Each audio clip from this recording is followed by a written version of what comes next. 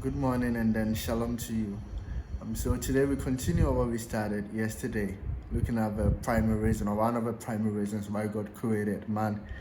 I mentioned yesterday's episode that one of the primary reasons for creation of man was fellowship. And then, the book of Genesis is the book of beginnings. That's literally what it means. In Hebrew, the word for Genesis is Bereshit. Bereshit means beginning. And that is what Genesis is about. So, a good understanding of the book of Genesis would help us to understand God's original intent and purpose behind many of the things which are.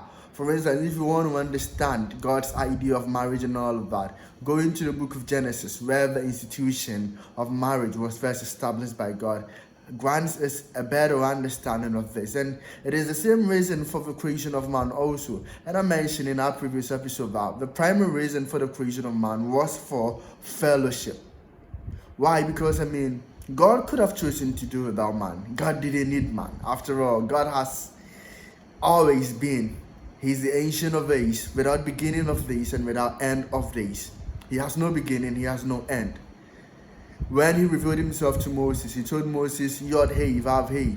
When Moses asked God what his name was, God's response to Moses was Yod Hey Vav Hey. Four Hebrew words, Yod Hey Vav Hey. It means to exist, to be. What we popularly known as Jehovah. I am that I am. So then God has always been, but then God created man just for the pleasure of fellowshipping with man. And this is what existed between God and man in the Garden of Eden prior to the fall. And I mentioned that when God created the animals, it was Adam who named the animals. Why? Because Adam was created in the image and likeness of God. And the more Adam fellowshiped with God, the more he gained a better understanding of how he was supposed to function, because the blueprint came from God. That is why whatever name Adam gave to the animals, that was their name. Why? Because Adam was directly connected to his source. In fellowship with God, God's wisdom was directly being channeled through Adam. That was how God had intended it to be. You mentioned on that fateful day in Genesis chapter 3, God had come down again to fellowship with man in the Garden of Eden, in the cool of the day. You can imagine, the leaves rustling, the wind blowing in the cool of the day. And then God had come down to fellowship with Adam.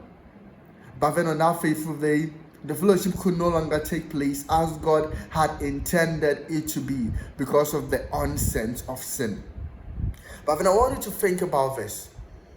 Now, in God fellowshipping with Adam, what do you think they would have been talking about? Because whatever Adam needed had already been placed in the Garden of Eden. All the foods Adam needed to eat had already been provided for in the Garden of Eden. If it is food he wanted, he had been given herbs for food. The fruits had also been created. And then they were created in a mature state. So whatever Adam needed had already been provided before God created Adam. That is why, remember, God didn't plant the garden before he created Adam. God didn't plant the garden after he created Adam. The garden was planted before Adam was created. So that God made it such that he prepared the ground and then finally brought Adam into existence. After all that Adam would need to exist had already been provided. So then there was nothing to ask God for. There were no enemies for Adam to say, God, protect me, in his conversation, in his communion, in his fellowship with God. So what do you think they would have been talking about? Our idea of prayer and of fellowship is often such that it becomes a one-way communication where we are just asking God for things.